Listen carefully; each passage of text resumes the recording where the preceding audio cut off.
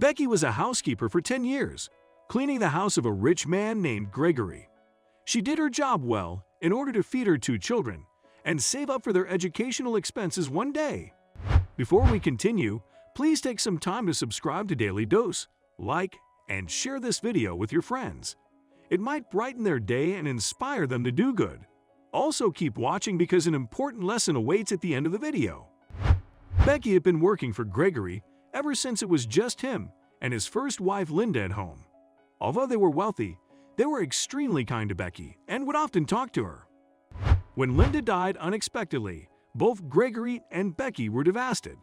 Since that time, Becky was the only person close to Gregory, and he confided in her often, seeing her like a daughter. Gregory was so heartbroken about Linda's death that he somehow needed to fill the void that she left in his life. So when a young, beautiful woman paid attention to him at one of his business meetings one day, he decided to court her and make her his wife. Gregory's new wife, Marissa, did not like Becky.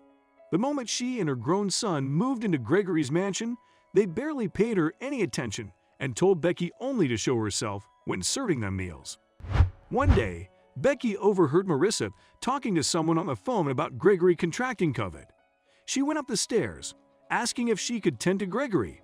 Marissa refused.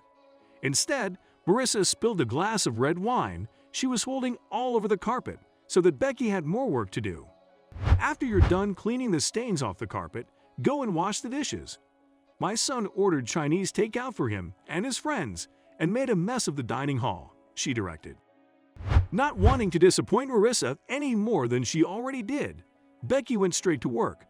She tried her best to clean the red wine stain on the carpet and went on to clean the dining hall and the dishes.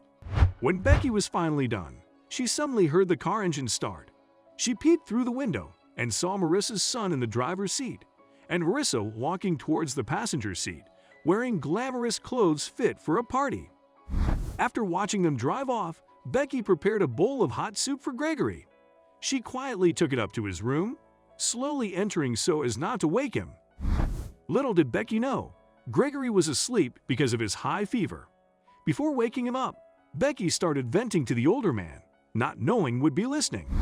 "I miss when it was just you, Lindy, and I at home," she sighed.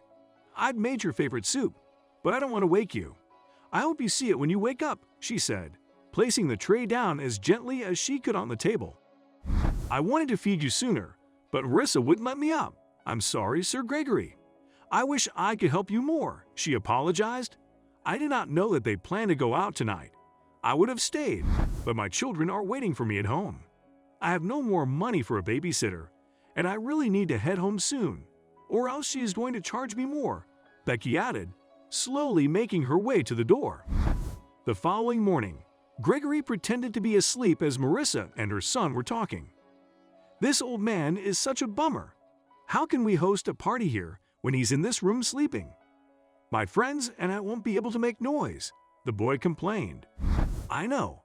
I didn't think he'd last this long when I married him," Marissa sighed. Upon hearing this, Gregory realized he had made the big mistake of marrying her. She was only after her money and didn't care about him at all. If only COVID would take him. Then his riches will all be mine as his wife, she started dreaming. "Shush, Mom, he might wake up," her son warned. "But that would be nice, wouldn't it?" He started to daydream. After a couple more days, Gregory recovered. He informed his wife and stepson that he expanded the business and planned to move to San Francisco. "I bought a posh Victorian mansion there," he revealed. He was amused by the squeals that left his wife's mouth. "Oh, I can't wait to live there," she gushed. "Imagine all the stories we can throw there." Gregory shrugged, pretending to be as excited as she was. "I don't want to disappoint you, so I'm having everything prepared very well," he lied.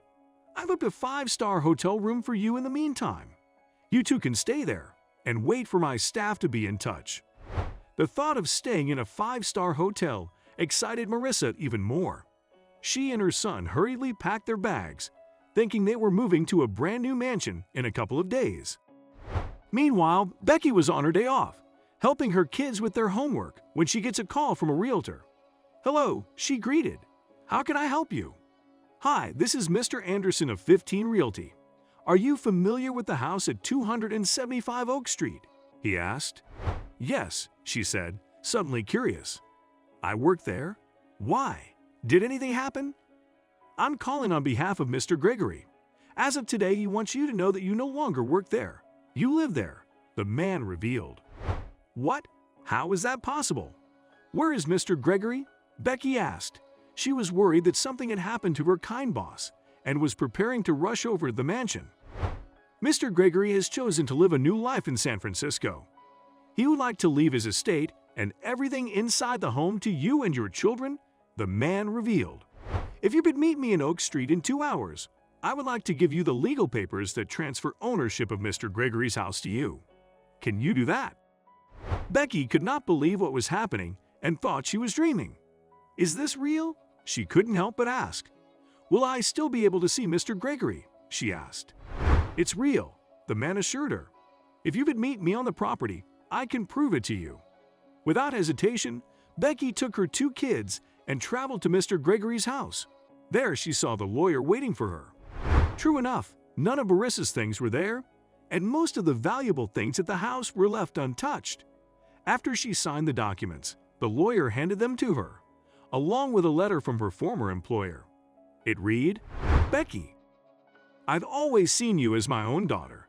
Thank you for the wonderful 10 years you spent with me. You and your children deserve a comfortable home, and I would like to entrust mine to you. This was your home too, and now it'll be yours even in papers. If you ever find yourselves in San Francisco, give me a call. I would love to spend time with you and the kids. With love, Gregory."